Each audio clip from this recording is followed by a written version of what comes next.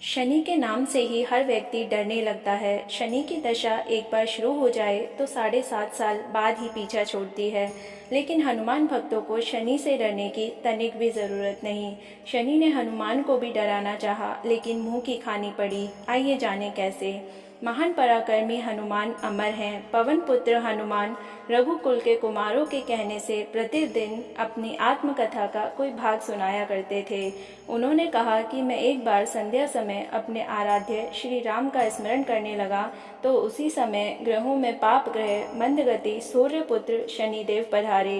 वह अत्यंत कृष्ण वर्ण के भीषणाकार थे। वह अपना सिर प्रायः झुकाए रखते हैं। जिस पर अपनी दृष्टि डालते हैं वह अवश्य नष्ट हो जाता है। शनिदेव हनुमान के बाहुबल और पराक्रम को नहीं जानते थे। हनुमान ने उन्हें लंका में दशाग्रीव के बंधन से मुक्त किया था। वह हनुमान जी से विनय पूर्वक किंतु कर्कश स्वर में बोले, हनुमान जी, मैं आपको सावधान करने आया हूँ। त्रेता की बात दूसरी थी, अब कलयुग प्रारंभ हो गया है। भगवान वासुदेव ने जिस क्षण अपनी अवतार लीला का समापन किया उसी क्षण से पृथ्वी पर कली का प्रभुत्व हो गया। यह कलयुग है। इस युग में आपका शरीर दुर्बल और मेरा बहुत बलिष्ठ हो गया है। अब आप पर मेरी 7.5 की दशा प्रभावी हो गई है। मैं आपके शरीर पर आ रहा हूँ। शनिदेव को इस बात का तनिक भी ज्ञान नहीं था कि रघुनाथ के चरणाश्रितों पर काल का प्रभाव नहीं होता।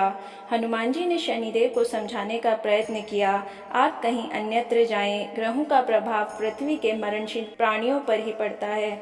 मुझे अपने आराध्य का स्मरण करने दें। मेरे शरीर में श्री रघुनाथ जी के अतिरिक्त दूसरे किसी को स्थान नहीं मिल सकता। लेकिन शनिदेव को इससे संतोष नहीं मिला। वह बोले, मैं सृष्टिकर्ता के विधान से विवश हूँ। आप पृथ्वी पर रहते हैं, अतः आप मेरे प्रभुत्व क्षेत्र से बाहर नहीं हैं। पूरे 22.5 वर्ष व्यतीत होने पर 7.5 वर्ष के अंतर से 2.5 वर्ष के लिए मेरा प्रभाव प्राणी पर पड़ता है, किंतु यह गौण प्रभाव है। आप पर मेरी 7.5 आज इसी समय से प्रभावी हो रही है।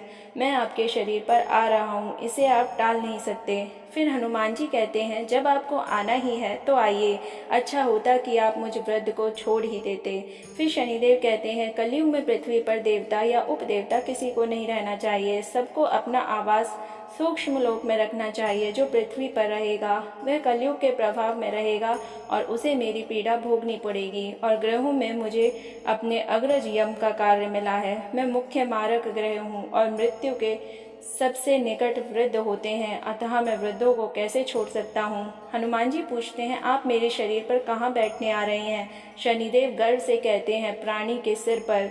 मैं 2.5 वर्ष प्राणी के सिर पर रहकर उसकी बुद्धि विचलित बनाए रखता हूँ। मध्य के 2.5 वर्ष उसके उदर में स्थित रहकर उसके शरीर को अस्वस्थ बनाता हूँ। व अंतिम 2.5 वर्ष पैरों में रहकर उसे भटकाता हूँ। फिर शनिदेव हनुमान जी के मस्तक पर आ बैठे तो हनुमान जी के सिर पर खाज हुई। इसे मिटाने के लिए हनुमान जी ने बड़ा पर्वत उठाकर सिर पर रख लिया। शनिदेव चिल्लाते हैं, यह क्या कर रहे हैं आप। फिर हनुमान जी कहते हैं, जैसे आप सृष्टिकर्ता के विधान से विवश हैं, वैसे मैं भी अपने स्वभाव से विवश हूँ। मेरे मस्तक पर खाज मिटाने की यही उपचार पद्धति है और आप अपना कार्य करें और मैं अपना कार्य। ऐसा कहते ही हनुमान जी ने दूसरा पर्वत उठाकर सिर पर रख लिया। इस पर शनिदेव कहते हैं, आप इन्हें उतारिए, मैं संधि करने को तैयार हूँ। उनके इतना कहते ही हनुमान जी ने तीसरा पर्वत सिर पर रख लिया तो शनिदेव चिल्लाकर कहते हैं, मैं अब आपके समीप नहीं आऊँगा।